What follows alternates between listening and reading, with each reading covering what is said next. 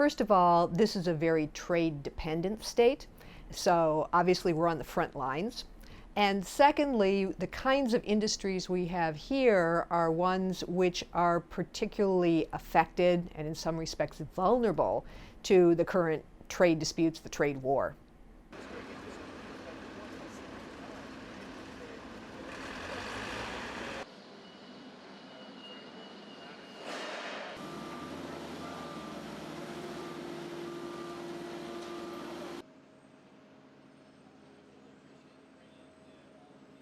So the U.S. has said the ultimate goal is to get China to remove barriers to U.S. technology-focused products, and that means asking China to protect intellectual property better, to reduce subsidies and government support for their tech companies.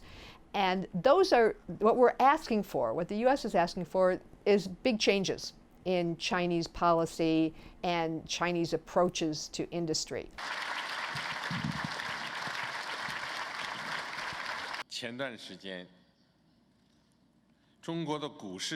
the Chinese are doing that. They are retaliating against U.S. tariffs by choosing agricultural sectors which are important politically to the Trump administration. So they're looking for red states, they're looking for red counties.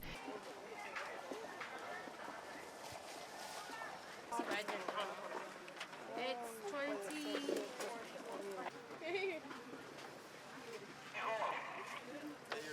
There's a lot of pain in the short run.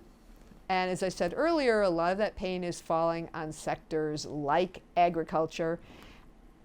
And I think the calculus is, how long are we and our farmers willing to accept that short-run pain in exchange for potentially the long-run gain of more open markets and more opportunities in China?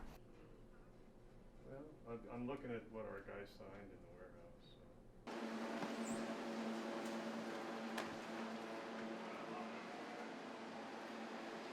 Uncertainty is our big issue. If we have uncertainty, it's really hard to put stuff on the water for 30 days because things can change while in transit. It's uncertain as to crop harvest. It's uncertain how to price things.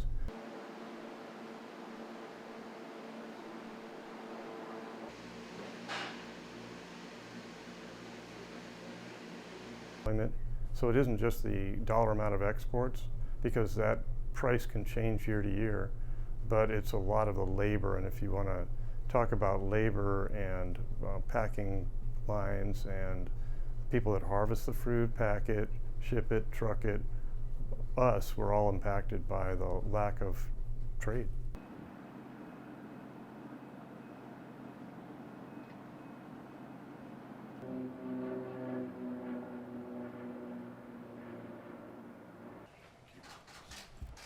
Okay, well, thank you very much. Great honor to be here with. We will ensure that our farmers get the relief they need, and very, very quickly. It's a good time to be a farmer. We're going to make sure of that. So today I'm announcing that I have directed Secretary Perdue to provide $16 billion in assistance to America's farmers and ranchers.